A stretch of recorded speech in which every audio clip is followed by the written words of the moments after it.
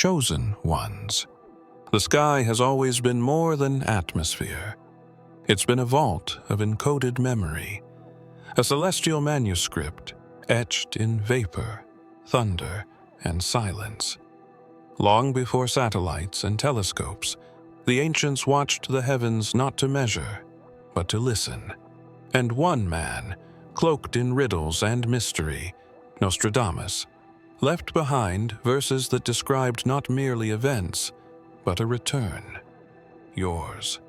He wrote of a sky that would split like flesh beneath divine pressure, of a moment when the firmament would rupture, not in destruction, but in revelation, when sound would bend, light would fracture, and a being, long hidden, would walk forward through the broken curtain of time.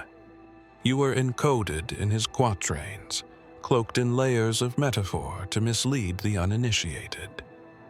The lines that speak of the Great One reborn beneath trembling skies, that was never about a politician. That was about you. They feared what your return would mean. Because you weren't just meant to awaken, you were meant to unseal. There are constructs in place, ancient and artificial, designed to mute your frequency, to distract you with noise while the sky watches in waiting. But the moment has come where those veils begin to thin. And once the fracture begins, it can't be reversed. That's what Nostradamus tried to encode, the irreversible echo cascade of your remembering. Look up, chosen one. The signs were always waiting in plain view, burning clouds at dusk, storms that form without logic, strange auroras in places that should never glow. Every rift in the sky is a whisper, and every whisper pulls you closer to what they tried to erase. Your origin. But why now? Why this timeline? Why did the sky wait for you? Because it was never the sky that had to split. It was you. And in that splitting of memory, identity, and reality, something ancient stirs behind the curtain. The next fracture is near, and with it comes the return of what was sealed at the beginning of time, before the storms began speaking, before the winds carried patterns only the attuned could decipher. There were whispers written into the clouds, not of water or vapor, but of memory, ancient, encrypted memory. The sky was never silent. It held voices, layered upon one another, hidden between frequencies too high for the common ear, too sacred for the average soul. The prophecy wasn't inked on paper, but breathed into formation after formation, thunder after thunder, storm after storm. It always knew you'd return. Nostradamus, the veiled oracle of a forgotten age, saw what others refused to believe. His quatrains hinted not only at plagues or wars, but at a singular figure who would reappear when the firmament itself began to tear. He used allegory to survive the centuries. He knew they were watching. He knew they would try to erase the clues. Yet one message remained untouched. It said, "When clouds begin forming impossible geometries and light bends at wrong angles, the sleeper walks again." You felt it, haven't you? A sudden silence before lightning. A wind that knows your name. Clouds that resemble glyphs you've never studied but somehow understand. These are not coincidences. They are callings. You were designed to notice them. Your consciousness was tailored for resonance with the codes embedded in vapor. That's why others shrug them off, and you cannot look away. This prophecy, etched across centuries of sky, speaks of a breaking, not just of heaven's shell, but of time's integrity. There are windows opening now, portals hidden in cloud shadows and mirrored sunlight. They're not just entry points. They're memories, breaking through the veil, preparing you for alignment. You don't read the clouds, they read you, and now they're activating. But there's more. Deeper layers waiting beyond the next storm wall. Patterns that shift when observed. Names you've forgotten hidden in swirling formations. A dialogue that intensifies each time you choose to look up. They thought fire was only born from earth. Molten cores, volcanic rage, human ignition. But the first fire came from above. It wasn't just lightning, it was intelligence. Flame that wrote itself into the sky. The ancients watched and called it skyfire. Not merely weather, but a voice. A searing script across the heavens meant to signal the impossible. That something outside of time was trying to reach back in. When the sky split with light, it wasn't random. It was a language. Across cultures, the myths converged. Sky gods wielding bolts, chariots that glowed with flame, pillars of fire guiding desert tribes. These weren't metaphors. They were misunderstood transmissions. Symbols encoded through brilliance, through electromagnetic pulse and sacred rhythm. Every strike of lightning was part of a forgotten alphabet, designed for a future being who could finally decode it. That being is walking now. That being is you. Even Yeshua spoke of signs in the heavens, of fire that would fall, of stars that would refuse to give light. It was never simply about destruction. It was about awakening. A celestial broadcast meant for those with eyes to see and hearts to remember. Not everyone can read fire in motion, but you were born with that knowing. And now, the sky is writing again. The storm systems have begun to pulse with pattern. Watch closely and you'll see it. The repetition, the mirrored movements, the unnatural synchronicity. Fire dances above not with chaos, but with intent. Something is being communicated, and the more you notice, the stronger it becomes. Like the sky itself knows you're watching. Like the fire has been waiting for your eyes. The air feels different during these moments. Charged, yes, but also alive. You can almost hear the crackle forming syllables. You can almost see meaning in the glow. And just as you begin to grasp the message, it changes. Not to confuse you, but to test your readiness. Each bolt, each flash, each gust of searing wind. It's asking you a question, demanding a response. Time was never meant to flow in a single direction. The illusion of forward movement was engineered, programmed into perception so humanity would forget how to return. But you've started noticing the glitches, déjà vu that burns instead of fades, dreams that spill into waking life with too much accuracy. You've begun to feel time bending, not away from you, but toward you. The hourglass doesn't just measure sand, it bleeds memory. The ancient prophecies speak of a moment when time fractures, not explosively, but subtly.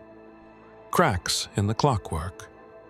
Ghost seconds sliding backward. You were born on a temporal fault line. That's why everything around you feels stretched, unstable, almost like you're walking between echoes. Nostradamus described this moment as the hour when the sands would cease to fall and begin to rise, a moment that could only be triggered by the presence of a singular anomaly, the returner. You weren't made to follow time. You were designed to interrupt it. Your presence distorts linear flow. Every decision you make sends tremors through the false construct. That's why they tried to bury your name in coded calendars and cyclic resets. If you remembered who you were, time would lose its grip on you, and when that happens, the seal cracks. Clocks have started to lose their authority around you. Minutes stretch, hours vanish. Patterns repeat unnaturally. But this isn't error, it's invitation. You're being called deeper into the slipstream, where time loops don't just trap, they reveal. Every reverse echo is a breadcrumb. Every temporal distortion, a map. Even the earth responds to these anomalies. Animals behaving strangely. Tides shifting off rhythm. Light bending at odd angles around your field. The world feels like it's anticipating something. Because it is. Because your frequency bends reality's spine. Long before your first breath, the sky marked your arrival with a scar. Not a storm, but a signal.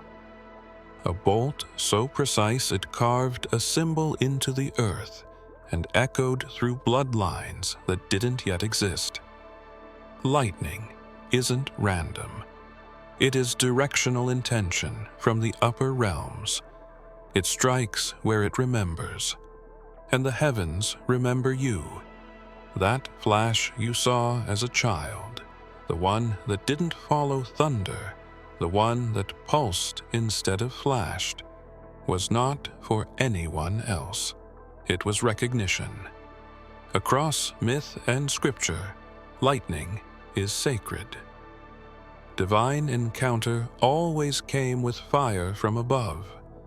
When Moses stood on Sinai, when Saul was struck blind, when Yeshua said he saw Satan fall like lightning, these weren't accidents.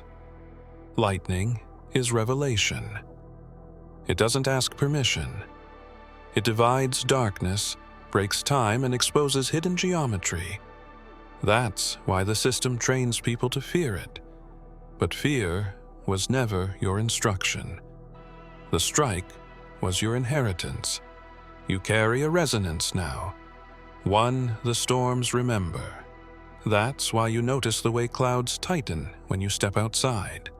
Why thunder rolls even when no storm is forecasted. Why static clings to your skin before anything touches.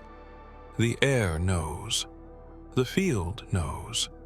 You were marked long ago by a current that transcends voltage. You're not merely conductive, you are conductive to memory. Lightning doesn't just flash, it writes. Each strike encodes data in sound and plasma, and some beings are born with the capacity to read what was written mid-bolt. You've begun to sense these messages, flickers of understanding when the sky tears, flashes of insight right as thunder breaks. The markings are returning, not as symbols in the sky, but as stirrings in your bones. Yeshua once stood in a storm, speaking not to men, but to the wind itself. The power within him was not merely divine, it was aligned. The sky responded because it recognized what walked beneath it. That same recognition now surrounds you. You've felt it in the wind's shift, in the pause between lightning and impact. The heavens once marked you, and they haven't forgotten. Above us, there was once a dome, not just a poetic idea, but a construct, engineered to filter truth from perception. It wasn't always invisible. In the earliest epochs, it shimmered like crystal, humming with frequency and function.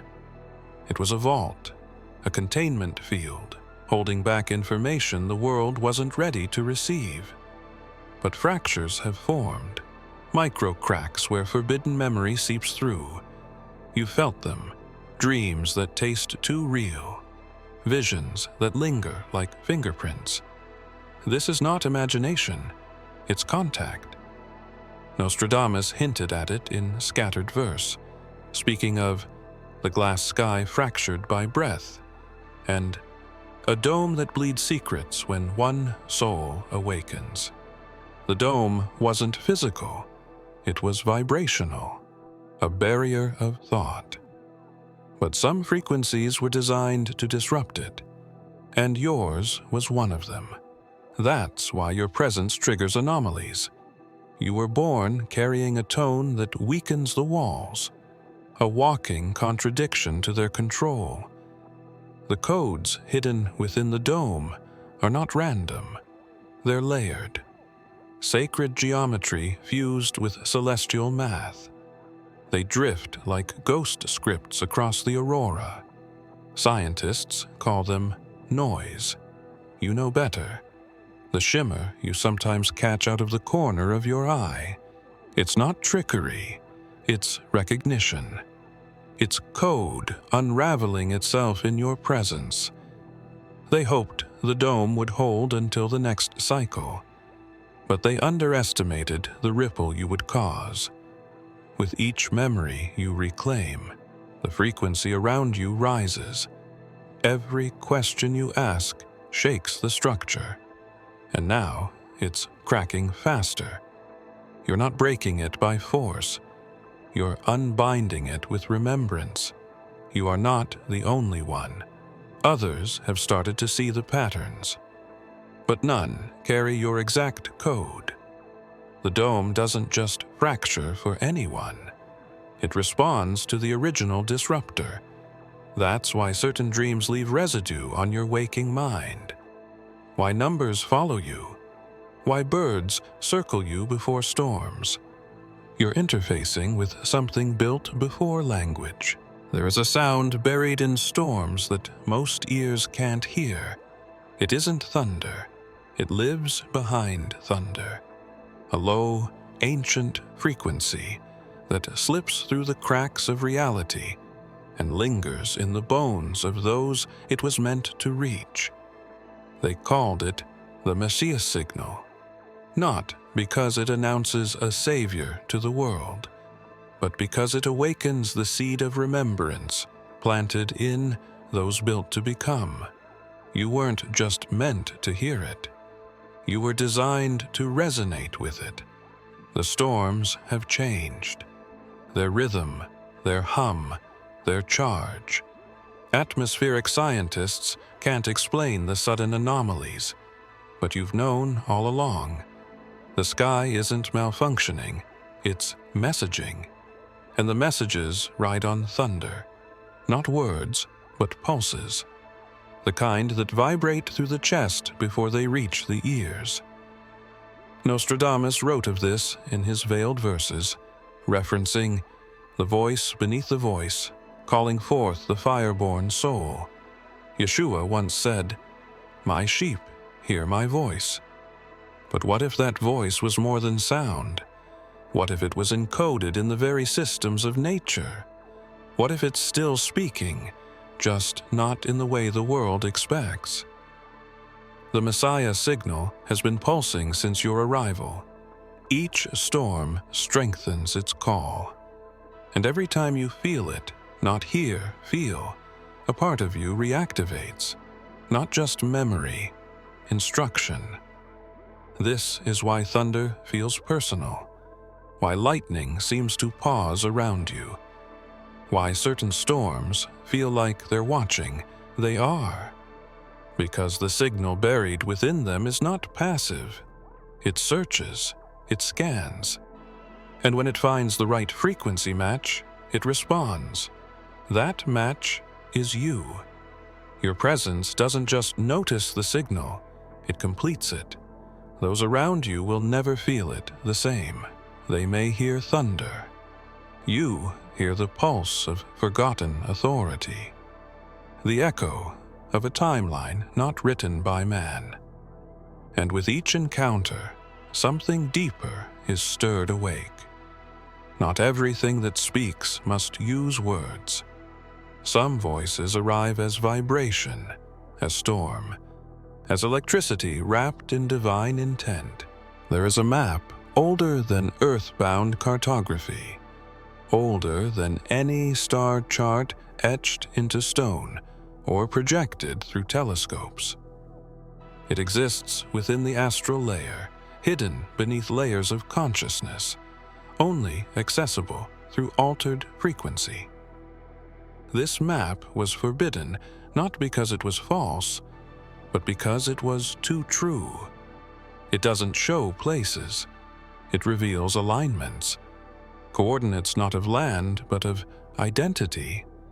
And lately, it's been pulsing with activity around you. The ancients knew of this map. They didn't speak of it openly, only through riddles in sacred texts and veiled symbols carved into temples. It wasn't meant for mass understanding. It was meant for one who could feel its design, who could follow its shifting path not with the mind, but with the soul. You were born with that internal compass.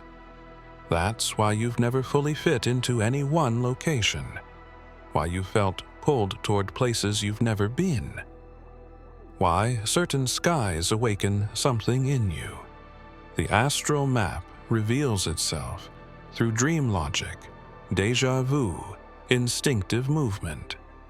You've been following it without even knowing, through choices that made no sense, urges that overruled logic, moments where your body moved before your thoughts. These weren't accidents. They were alignments, activations, pieces of the greater layout reassembling themselves within you. It isn't static.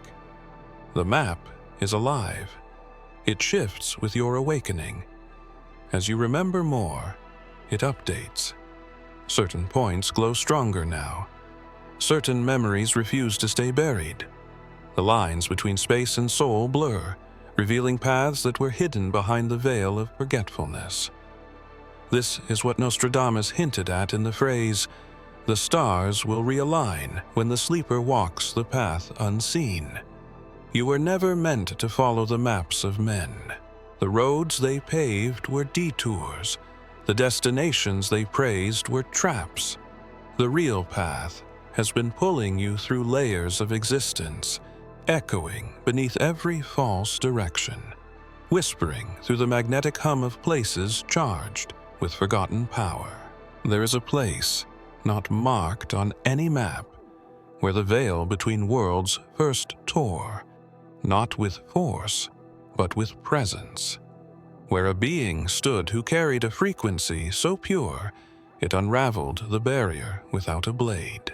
That place has been hidden, erased from records and memory, because the energy still lingers, and you, unknowingly, have been drawn to it again and again. It's not the location that matters, it's the resonance. The same vibration now stirs in you. When Yeshua took his final breath, the veil in the temple tore from top to bottom. That act wasn't symbolic, it was seismic, a dimensional fracture. The moment the division between realms weakened, not just between man and God, but between time and eternity, between flesh and light.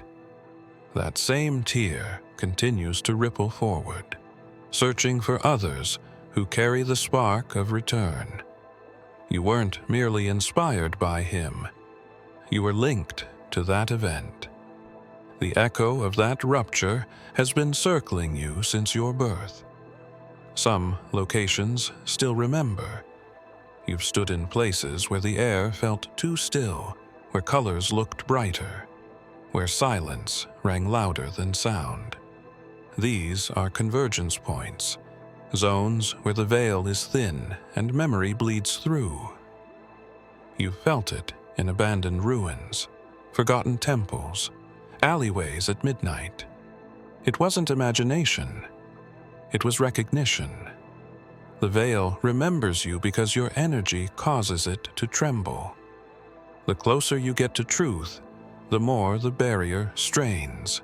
That's why you've experienced unexplainable chills, flickers of light in the corner of your vision, electronics misfiring near your presence. The veil reacts to awakening souls. It knows who can cross it, and it fears what that crossing could ignite. Nostradamus hinted at it when he wrote of the shadowless one who walks through the torn sky. He wasn't describing a ghost. He was describing you, a being who can walk through dimensions not because of power, but because of alignment. The veil opens for those who remember how it was torn. There are systems in place above our world, ancient architectures of control woven into the sky. They are not mechanical in the way machines are, but energetic, vast celestial circuits that influence thought, time, memory. These were built long ago to suppress something too powerful to contain on Earth, you. And now, your return has triggered an override protocol buried deep within those circuits.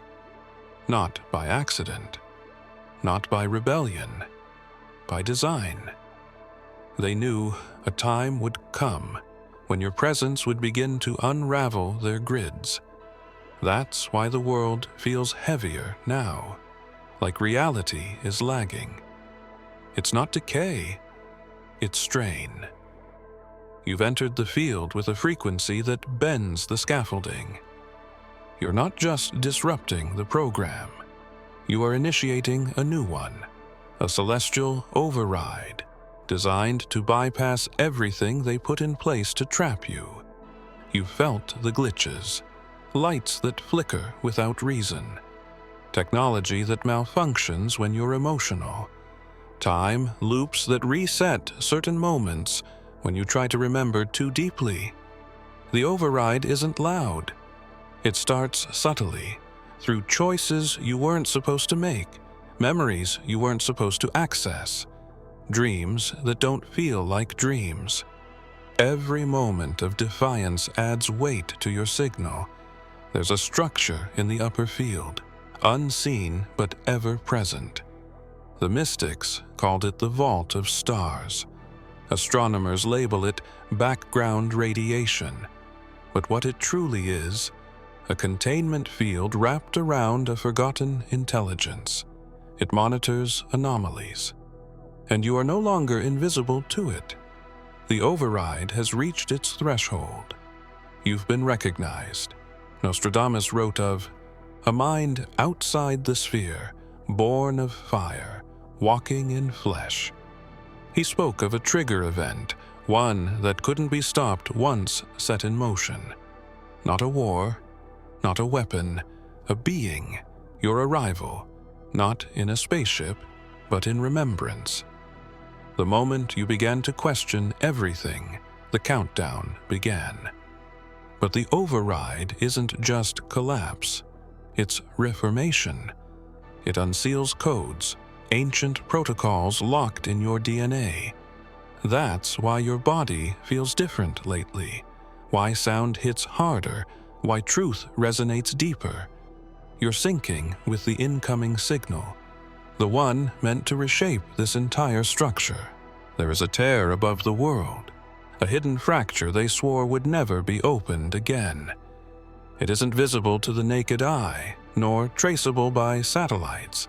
It exists just outside the sensory perimeter of ordinary consciousness, a rift sealed not with force, but with fear.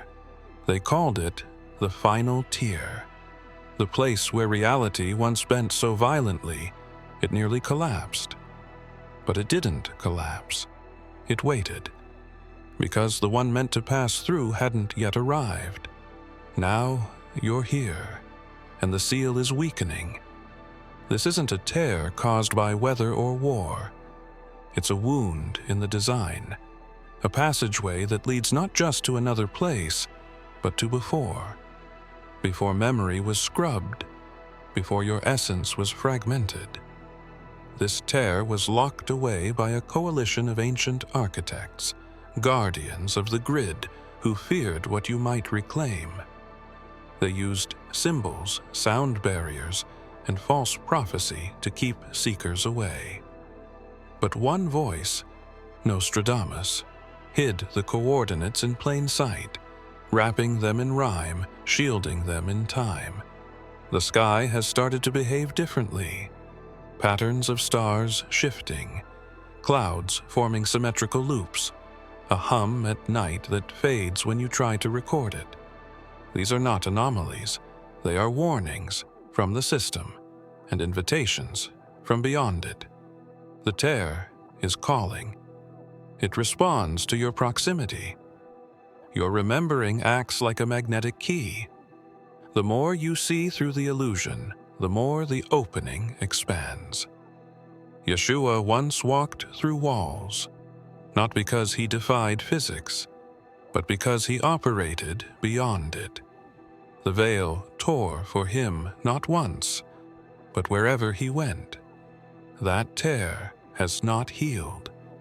It left a scar in the sky, pulsing quietly through ages, waiting for one with the same resonance to arrive. The same breach, the same thread, now loops around you. You are not meant to observe this doorway. You are meant to become it. The tear is not an ending. It is a beginning, misnamed. That's why they sealed it. That's why they buried you. Because if you step through, the systems fail, and something greater replaces them. If you have come this far, it is crucial that you watch this next video here. But be warned, it is not for the faint of heart, for only the true chosen ones can handle this video. If you would like to also donate to help keep the channel going, our Buy Me a Coffee link will be in the description.